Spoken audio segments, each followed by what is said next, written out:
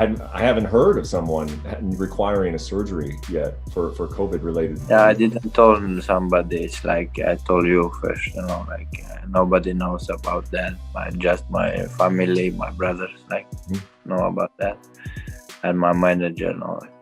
So, is it to help you breathe, or is it was it? Yeah, help you to breathe first. It was something. When I see you in USA, maybe I can show you this thing. I don't know how I explain it, in English. Did the UFC know that you were having surgery? Did you keep them in the loop on that? I told my manager. I don't know. He told Dana, somebody. Maybe I don't know. Was it Did you have to go to sleep for them to do the surgery? Yeah. And then how long were you in the hospital? 3 days. Okay. But when I was home, I have one doctor here. It's like he every day come and check my body and how I'm healthy, They check everything here. Do you think the surgery has been the biggest difference for you? Is that sort of kind of what ended your symptoms and made you feel a lot better? I feel better, in my head also, feeling better. I was too angry, to do something. I didn't know what we were gonna do.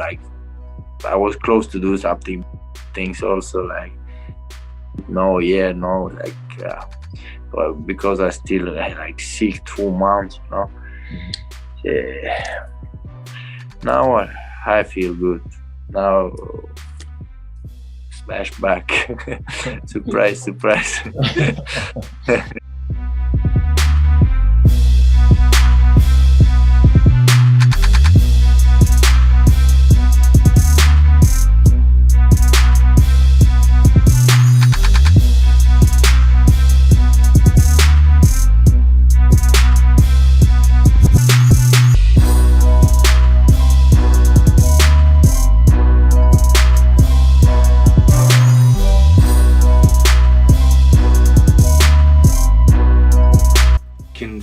Ferguson still compete with top lightweights? I think he can. I think, and I still think that Tony Ferguson is one of the scariest guys in the entire division. He's just, we'll see how, I think Charles Oliveira dominated him, but he didn't do a ton of damage. He picked him up, put him down. He landed a couple punches, got some takedowns, wrapped him up, almost caught him in a submission. But I think Tony didn't take a ton of damage. So it'll be good to see how well Tony stands up to Beneil Dariush. So it'll be, I won't really be watching that fight because I don't really watch fights while I'm in the back warming up because it's on my card.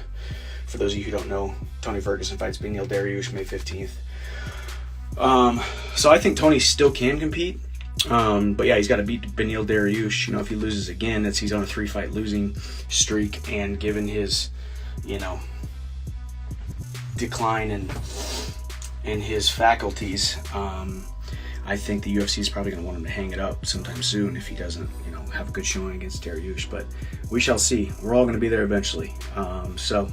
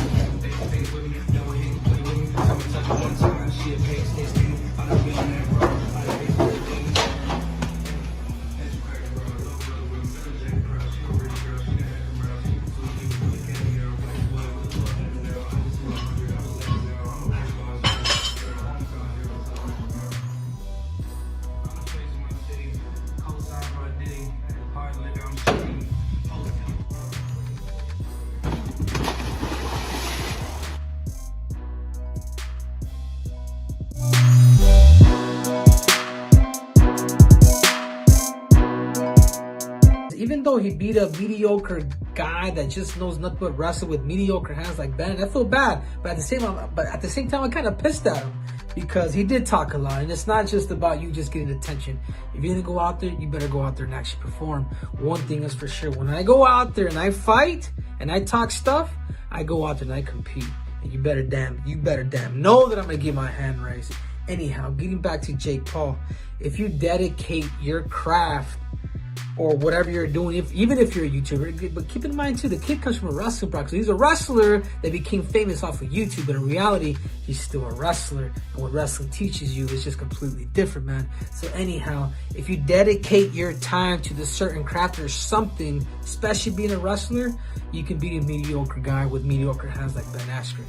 You guys are gonna think I'm crazy, but I personally think that Jake Paul will beat Tyron Woodley. You don't want no smoke with Triple C. But I personally do believe and I feel that he will beat Tyron Woodley. Why? Is because Tyron Woodley, he has all that muscle. We've seen his fights, he gets tired. He only has an overhand right, and it's good and it's vicious. But in that 8-round fight with the kid that has a chip on his shoulder, he wants to demonstrate to the world. I'm sorry, guys, you guys are gonna hate me, but I know, I boxed amateur. Daniel Cormier can't say he fought amateur boxing. A lot of these guys cannot say I've been and I've done that. If the guy is dedicating his time, he will beat the average guys with average hands in the UFC. Anyhow, I'm not hating, I'm just stating facts. I've boxed, I've been there before, I've gone up against the best, I've wrestled, I've done mixed martial arts, and I've conquered all of these. Anyhow, if you guys don't like what I just said, you guys can all do me a favor and bend the knee to King Triple C too.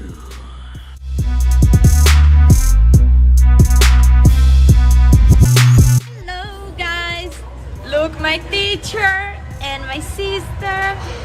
Today we learned a lot of stuff about hotel, about verbs, about a lot. After training. For the fight. Yes, what? Preparing for the fight. Prepare for the fight. Bye bye.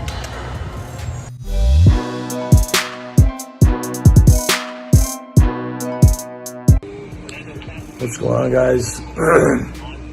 I seen and heard all the love and support I'm getting. I haven't really been able to be on my phone too much. Pain is pretty bad. That's what I'm looking like now. So I think it's like 3:30 in the morning. They're trying to get me some more pain meds now. I just want to let everybody know I'm still thankful for all the love and support, and I really do want to get back to you all. I know Uriah Hall was super classy and upset this happened to me, and I really appreciate that. I know Anderson Silva came out and said, some really nice things. It's pretty brutal, but I'm gonna get through this. I think it's gonna be 8 weeks till I could walk without crutches and stuff, and drive and all that. And then as far as like actually training, I don't know. They said between 6 and 12 months, I'll be good to go. Trying to find the blessing in disguise, or the silver lining. Honestly, as soon as it happened, and I hit the floor, I seen what happened to my leg, and the pain started hitting me. That's what I was trying to keep. I was just trying to put my mind on something positive that's going to come out of this, and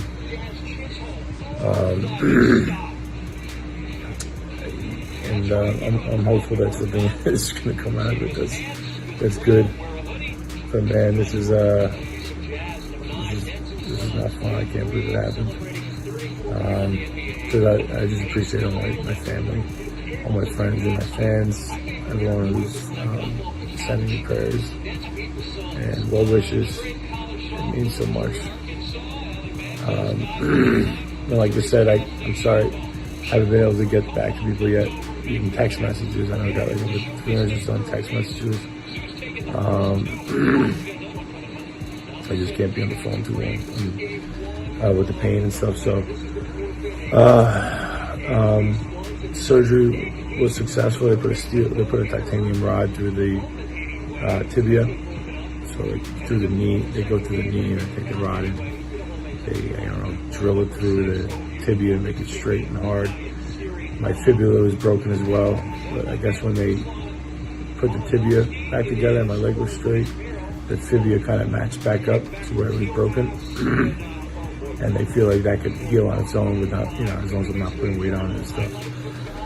So I do think I'm gonna probably try to document this recovery from physical therapy and tons of physical therapy and stuff. And try to keep you guys involved because which I never really have done, but the amount of outpouring love I got is insane. I want to keep you guys in the loop, what's going on and how I'm doing. Thank you so much, guys. I love you. Obviously on pain stuff right now, so I don't know really how this video is going to turn out, but just saying I love you guys, and thank you so much. There's so many people specifically I have to thank, but I just can't now. Bye, guys.